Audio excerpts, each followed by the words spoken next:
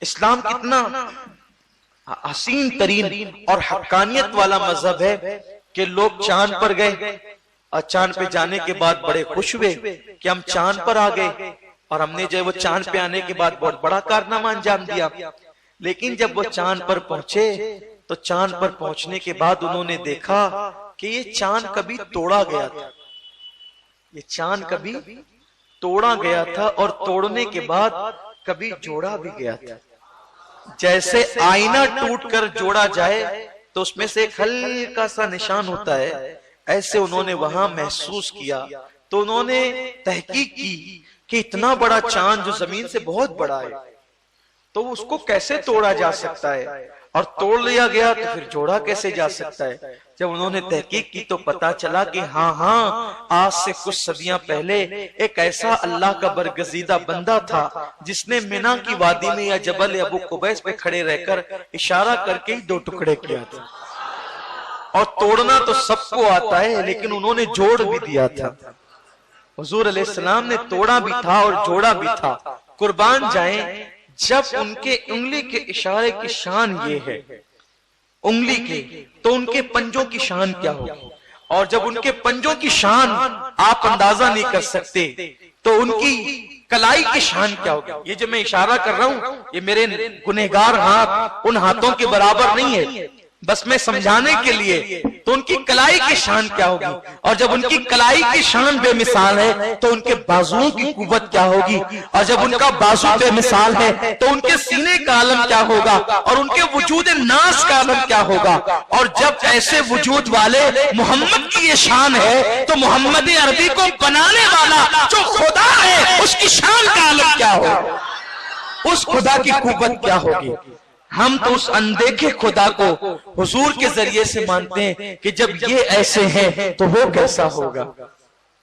اتنا بڑا رسول ہے، اتنا بڑا رسول ہے۔ دیکھو لوگوں نے جو سورج کو چاند کو یہ بنایا نا، خدا بنایا۔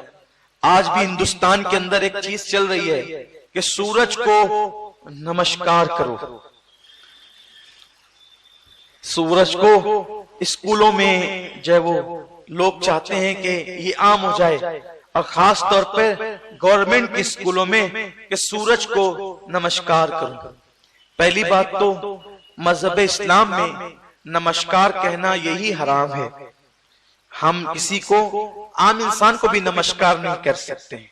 ہمارے یہاں ہمارا اپنا ایک سلام ہے، ہم سلام کرتے ہیں۔ اگر کسی کافر کو بطور ضرورت اس کو کچھ کہنا پڑے تو ہم اس کو گڈ مارننگ کہہ دیں، گڈ ایوننگ کہہ دیں، اور اپنے حساب سے گڈ آفٹر نون کہہ دیں، یہ آپ کہیں۔ لیکن البتہ ہم نمسکار نہیں کر سکتے، نہ کسی کافر کو سلام کر سکتے ہیں نہ اس کو نمسکار کر سکتے۔ لوگ نمستے بھی کہتے ہیں، نمسکار بھی کہتے ہیں، اس کا اصل مفہوم ہوتا ہے نمو سیویکار۔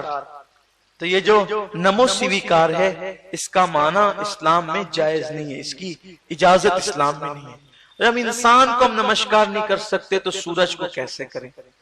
تو اور لوگ سورج کو کیوں نمسکار کرنے کی بات کر رہے ہیں؟ یہ سورج طاقتور ہے، لیکن یاد رکھیں لوگوں نے جب طاقتور سمجھا مٹی کو تو پتھر سے مٹی ٹکرائی تو مٹی ٹوٹ گئی، تو لوگوں نے پتھر کو طاقتور سمجھا۔